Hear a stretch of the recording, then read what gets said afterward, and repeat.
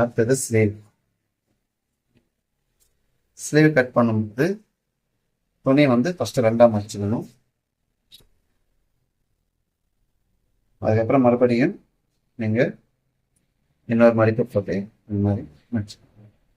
அப்போ டோட்டலா 4. இப்போ லைனிங்ன்றதுனால நான் என்ன பண்றேன், விசிறு போயிட்டு ஒரு 1/2 இன்ச்சில் இந்த லைன் இருக்கு.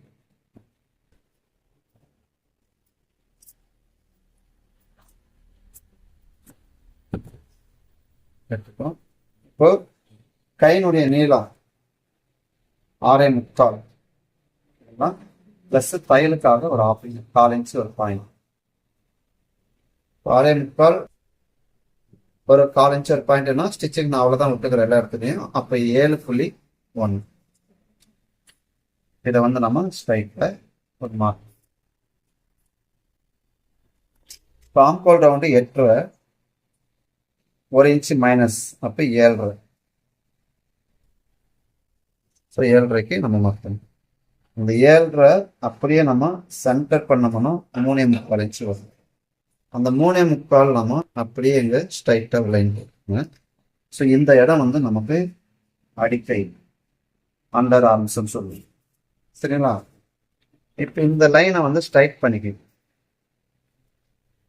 இந்த லைனையும் நீங்க ஸ்ட்ரைட் பண்ணிட்டு என்ன பண்ண போறோம், இங்கிருந்து ஒரு 1.5 இன்ச்சுக்கு ஒரு லைன் 1.5 இன்ச்சு மார்க் பண்ணிட்டு இப்போ ஸ்ட்ரைட்டா என்ன பண்ணலாம், இந்த இடத்துல இருந்து அப்படியே ஒரு லைன்.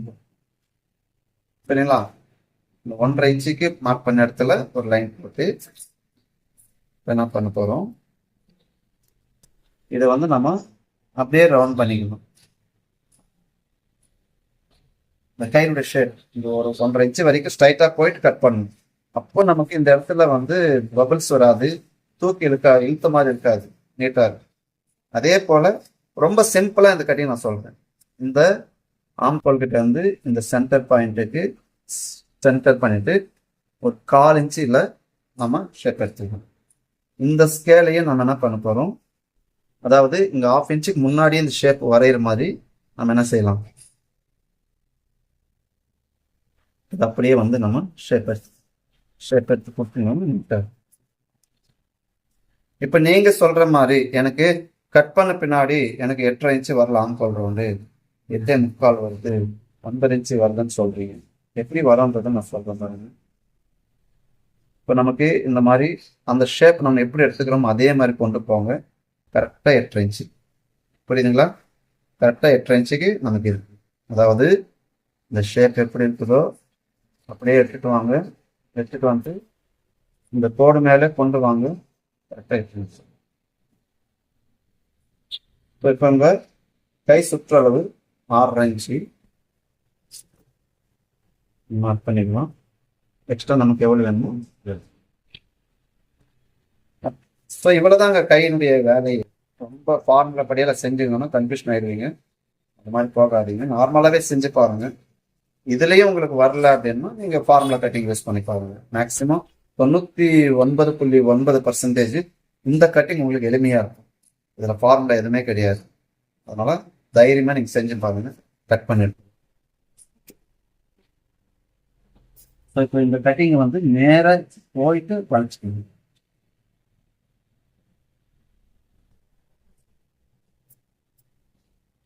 இங்க போகும்போது இந்த 1/2 இன்ச்சுக்கு முன்னாடியே நம்ம இந்த வளைவை கொடுத்துக்கணும். சரிங்களா?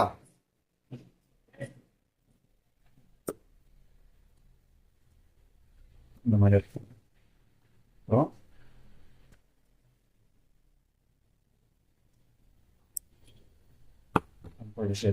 இப்போ பேக் பீஸ் எடுத்துக்கலாம். பேக் பீஸ் கழுத்தை வந்து நம்ம என்ன பண்ணலாம், வெட்டி எடுத்துக்கலாம்.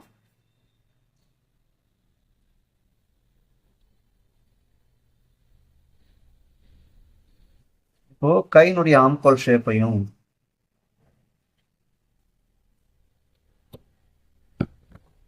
பாடியினுடைய ஆம்கோல் ஷேப்பையும் நமக்கு ஈவனா கொடுக்கணும்.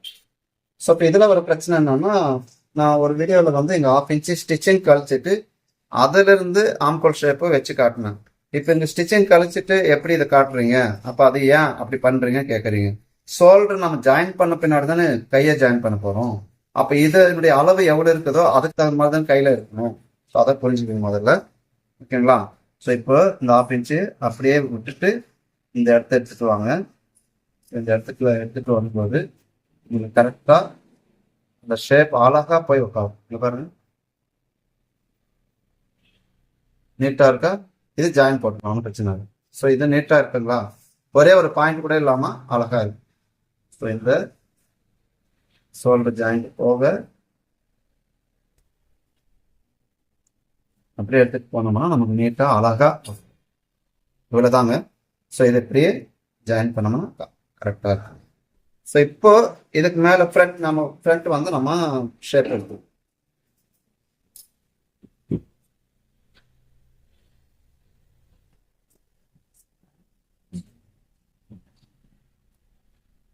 ஸோ இதுவும் அங்கே மேலே போயிட்டு கரெக்டாகவே கட் பண்ணி எடுத்தேன்.